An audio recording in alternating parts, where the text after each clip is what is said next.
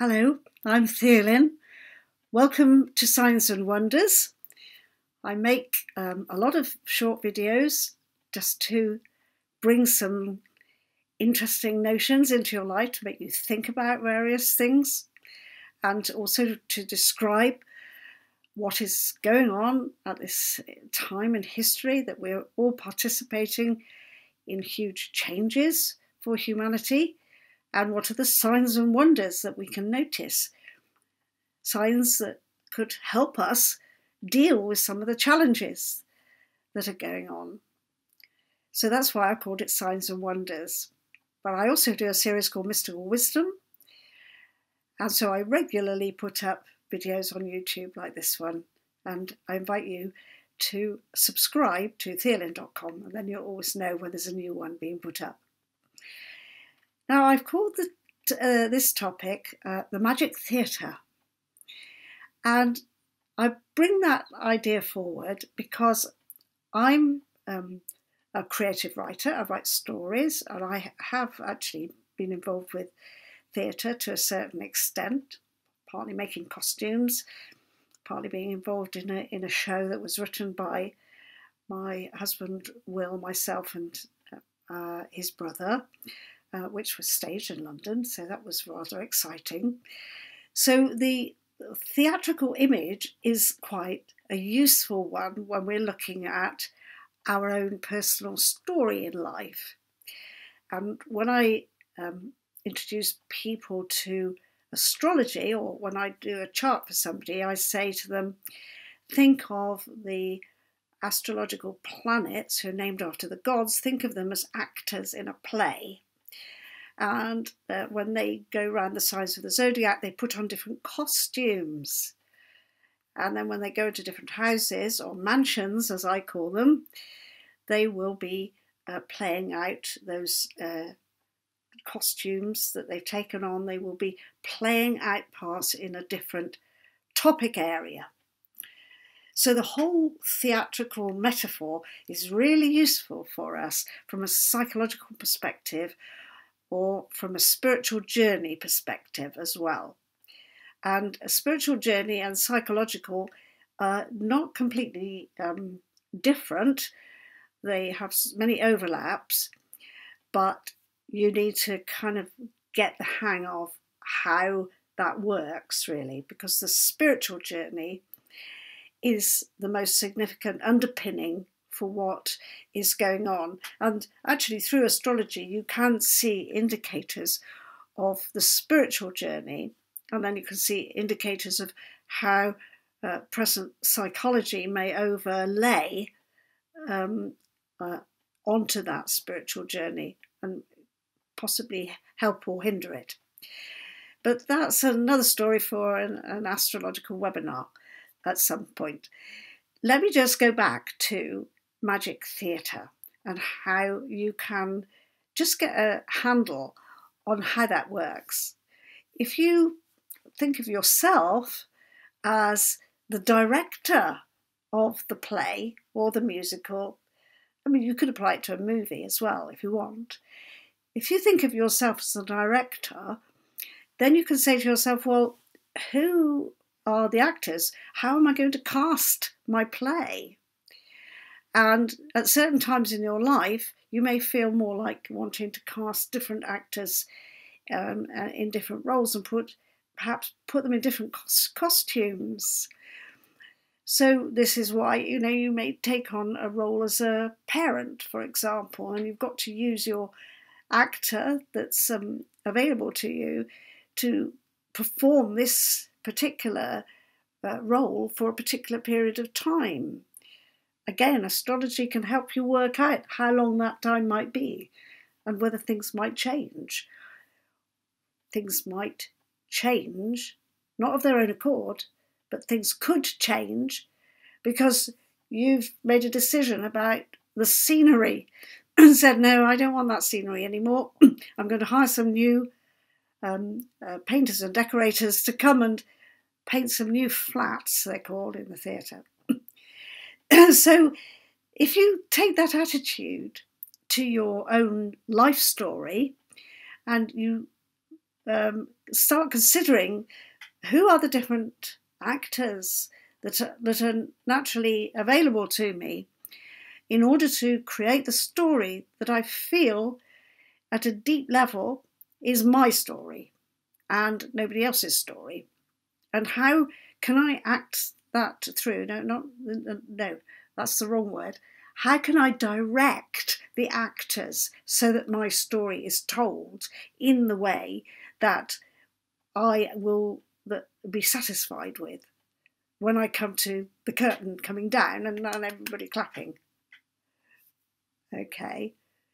So that whole notion of storytelling or theatre performance or movie making can be a really useful way of looking at your personal life and what's going on in it. And by doing that, you kind of develop a sense of perspective of what's going on, and then you start standing back from it a little bit, just as a director will sit in, the first couple of rows of an empty theatre with no audience, but he will be watching the actors on the play rehearsing and saying, no, I don't want it like that, I want it like this. And you can do that as an interior kind of game, if you like. Imagine yourself sitting in a theatre. Imagine your life being acted out in front of you, saying, that actor there was not doing quite what I wanted it to do. Maybe that actor was being a bit bolshy, and therefore he upset some of the other actors who are coming in and wanting something, and it doesn't work quite well. Let's have another way of rehearsing that scene so that, by the time we get to the end of Act 1, or Act 2, or Act 3, we've got a story unfolding in a way that makes everybody want to clap when it's finished. Even though there may have been one or two little dramas within the bigger drama that perhaps are not so great, but the overall drama is satisfying.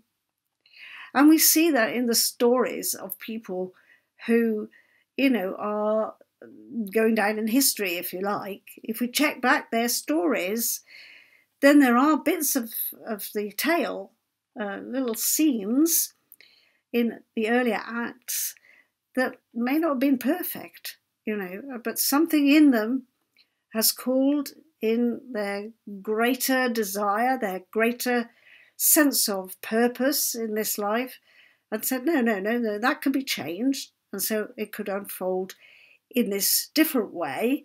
And what I did in Act 1, Scene 1, was really just a run-in for me to test how this story can work out.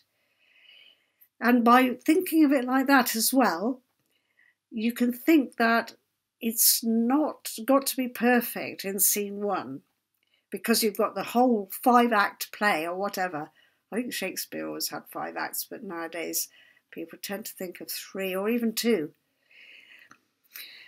However, being the director and being the playwright, of course, at the same time, you are the one in your soul who can get the perspective. Nobody else can do that. It's your story. It's your destiny is a word I've used before, previous video. But the theatre and the way it's developed, it is down to something inside you, some core being who is the director and author of this story that is being played out. And you must keep an eye on that story and not just go along as an automaton, like a puppet on a string. You're not a marionette. You are the person who's playing the strings. You're in charge. You. And what do I mean by you? What do you think of yourself as you? Well, soul. Your soul self, your spiritual being. That's what is you. not all the stuff that goes on when you put different hats on to be mother or father or, you know, local taxi driver or working in the supermarket or working as a school teacher, whatever those hats are that you put on, that's not you. Those are the costumes. And you need to know who you are. You need to get back to that soul inside you. And how do you do that? You meditate. That's what you do. You keep meditating and you keep asking, and your deeper soul can speak to you through the guise of your guardian angel or your daimon or whatever word you like to use. There's a messenger aspect that the soul can use to speak. And your soul is the one who knows what the story needs to be that will satisfy you. So when the curtain comes down, however long the acts are, however many acts there are, when the curtain comes down on that particular story, you'll be satisfied, everybody will clap, and you might even get a BAFTA or something like that. So keep shining. Think of yourself as a celebrity star. And that's an aspiration. It doesn't need to be in a public arena like a film star, which I think is a very challenging notion. But you need to shine in who you are. Your soul needs to shine through everything you do, whatever hat you're putting on, whatever costume you've taken out of the wardrobe. This time you need to keep shining. Many blessings, and don't forget to subscribe to Theolyn.com, and then you'll always know when I put a new video up. Goodbye for now.